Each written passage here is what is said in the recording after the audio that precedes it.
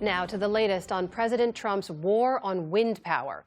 Last month, the administration abruptly halted construction on a nearly finished $6 billion 65-turbine wind farm off the coast of New England known as Revolution Wind. The holdup has put thousands out of work and raises big questions about not just the future of this project, but similar efforts across the eastern seaboard. Science correspondent Miles O'Brien's been covering it all. He joins us now from Groton, Connecticut. So, Miles, we can see this huge project behind you. I'm assuming that's part of Revolution Wind. Why has it been such a big deal in this battle over wind power? It's a big deal because it's a big project, Amna. 700 megawatts, which equates to power for 350,000 homes in Rhode Island and Connecticut. It's run by a company called Ørsted out of Denmark.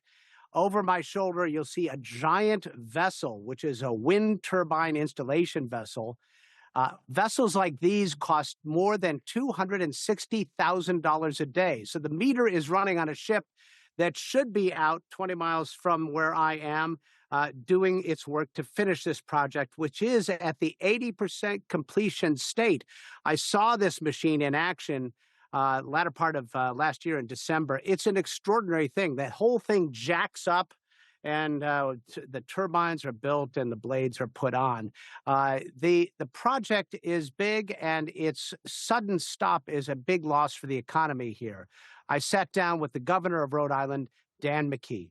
I don't think the Trump administration really understands the consequences of this action, right? And the job loss, the energy loss, the loss in terms of our ability to compete.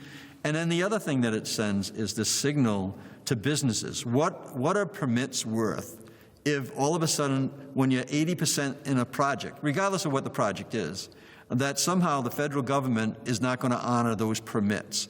So, yeah, the governor says he is willing to engage in a political deal.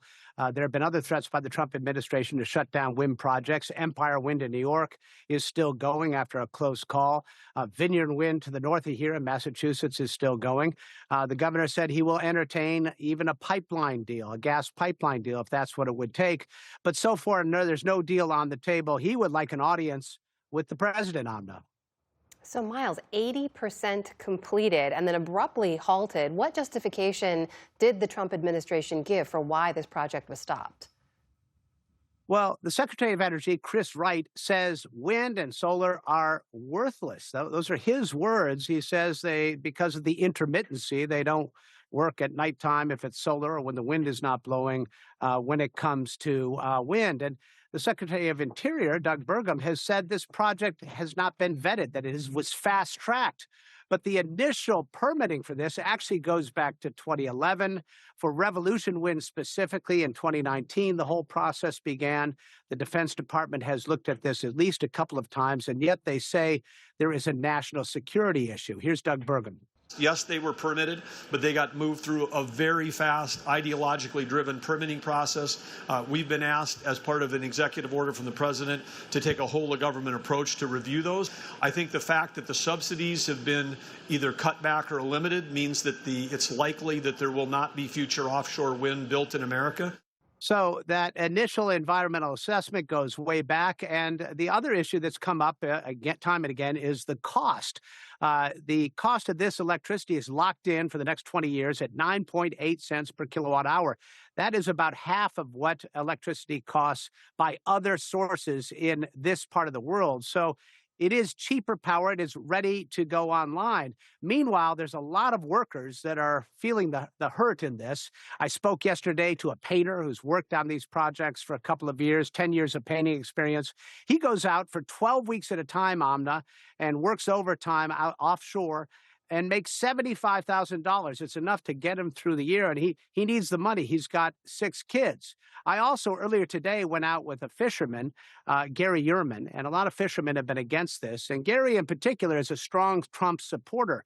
He has started a business which allows fishermen to provide security and other services to the wind farms. It's been a real boon to them during their quiet times. Listen to Gary. You know, a lot of people think Trump's crazy, so on and so forth. And there's a lot of money that's been spent. to create this green energy, which I believe that we need more energy in this country. And I don't understand why. So yeah, I think that it just gives the opposition more fuel to go against Donald Trump. So I think politically it could go against him. So the big picture here, Amna, is that there's wind projects out there, about a half a dozen of them, including this one, which ultimately represent enough power to generate electricity for 11 million homes up and down the eastern seaboard by 2030. That was the Biden administration goal. But the Trump administration simply cannot tolerate wind. The president is a longtime opponent of it from the time when a wind turbine, or a series of them, were installed off his golf course in Scotland. So the country, and this region in particular, is at an energy turning point. This is cheap electricity. In many cases, it's built. And many people here are wondering what the logic is in leaving those pylons just standing there, rusting in the ocean.